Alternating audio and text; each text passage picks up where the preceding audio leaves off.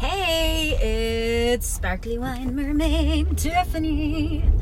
I am recording this in my car, so I have no idea what the quality of the sound is going to be like or whether you'll be able to hear me.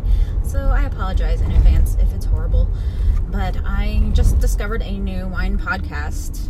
I don't even remember the name. It's something silly by a gal who works for Bon Appetit and a dude who's a winemaker. Let me see if I can pull it up real quick. It looks like it is called... Jeez Louise, that's not what it's called. I just can't freaking see this because I'm supposed to be driving and not being distracted.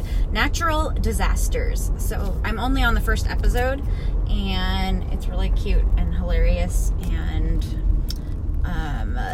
irreverent. So I like that because I don't want wine to be about stuck-upness and people's turning their noses up unless they're just doing that to sniff wine. Then that's okay.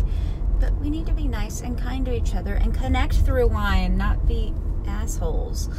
So the reason I decided to record this sort of pop-up episode is I've been doing some research on real estate in Oregon, actually, and found a couple wineries for sale.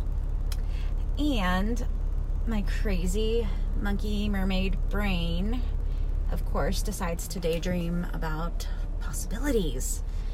Now, if you've ever heard anybody talk about wine who's not actively in the wine business, but maybe they tried a restaurant or they used to be, or they heard of somebody, you usually hear like, oh, it's horrible, it's too hard, it's a money pit. So my thought is, how could I own a winery but not have to rely on the wine for the income to make profit and of course be able to pay the expenses? So I'm thinking a tiny house community on a vineyard would be a great vacation spot and even maybe a permanent resident spot for some people. I'm also thinking that I am not a winemaker, and although I would love to learn more about doing so, I am not a chemist either. I was actually just researching, UC Davis has an extension program you can take online. They have an intro to winemaking course for $688, and I might take that. But for their, I think the third class that you take, you have to have, a college course in chemistry or something like that. And I did take chemistry in high school, which was awful because I'm more artsy than sciencey. But all this is to say, if I could find somebody else to be my winemaker, I need a wine man, like a wingman, but a wine man, or woman, to like make this really work. I think I'd really want to have it as a business that I'm overseeing and not in. I'm reading The E-Myth right now by Michael Gerber, which, if you haven't heard of it, is quite popular, and he talks all about working on your business and not in your business. The technician is somebody who is doing the active work in the business, such as a hair salon, right? Doing the hair cutting instead of just being the owner and manager. So I would want to figure out a way to make it work as a business and actually be able to enjoy it and not be seriously stressed out about it. So I don't know if that's possible, but I like to think of how it might be possible. I don't remember if I already said this. I think I said tiny houses. Did I say tiny houses? Yeah, I did. Airbnb, tiny house community. I feel like I could make that work, especially if it was something within, 20, 30 minutes of Portland. People would go there for a wine tasting adventure. We could do weddings and events and retreats and women, wine, and wealth, and what else? Just awesomeness, right? So if anybody's listening and is a winemaker or and has experience, because I probably would want somebody with more experience than I do, which would not be very difficult. I'd be curious to have a chat with you, especially if you're thinking about a change, or you already live in Oregon, or you need a new adventure.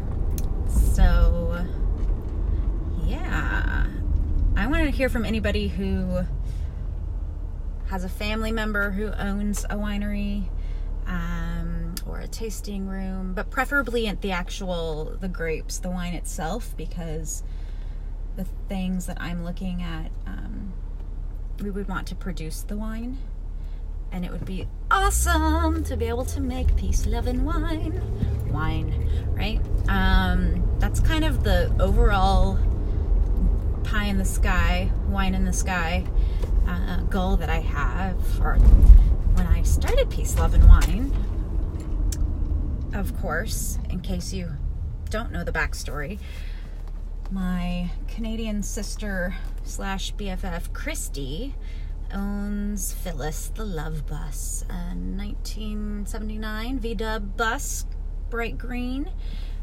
Yep, that bus is a year older than me. Anyway, we were sitting talking about Phyllis in a vineyard, going, hey, how can we make Phyllis a write-off? And of course, it's a hippie bus, and so like peace, love, wine. How can we bring these things together? And that's really how Peace, Love, and Wine, the idea got started. So I'm blaming it on Christy. Christy, I love you. What else? I don't know. I'm just excited for opportunities, I guess, and looking at things a different way, and thinking about real estate investing in a different way as well. So those are my fun little thoughts for this solo episode. I haven't done a solo episode besides my little intro episode, so I hope this was entertaining to you. And if it's not, I'm sorry, and I will be sharing more interviews with you soon. Thanks for letting me pop in. Have an amazing day, and I hope to hear from you. If you'd like to get in touch, you can reach out at info@peaceloveandwine.com. That's all spelled out, info@peaceloveandwine.com. And you can find me on Instagram at Peace, Love, and Wine Club. And if you're in Southern California, get in touch and let's share a glass of wine. And if you're in the Portland area, get in touch and let's share a glass of wine. Thank you so much. If you're interested in hosting your own wine event, or would like to purchase wine that gives back to charities, or you're part of a nonprofit organization, I would also love to chat with you, because I'm currently working with a winery, One Hope, as you may know, which gives back to charity with each purchase, and I can help nonprofits supplement their fundraising and put the fun back in fundraising through wine and gifts that give back to their charity. So I would love to connect with a nonprofit that you know or work with, and please, yes, get in touch. Thanks. Have a great day. Bye.